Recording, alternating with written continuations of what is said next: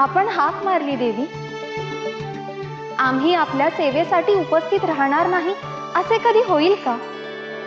आपण आपल्या सेवेसाठी आमच्या नावाचा विचार केला आणि आम्हाला ही संधी देऊन उपकृत केलं, त्यासाठी आम्ही कृतकृत्य झालो. आमच्या ह्या आदिशक्तीच्या रूपाप्रमाणे प्रकृती देखील आमचंच एक रूप आहे आणि ह्या प्रकृतीमध्ये स्त्री रूपात असलेले घटक तर आम्हाला अधिकच प्रिय वाटत आलेले आहेत.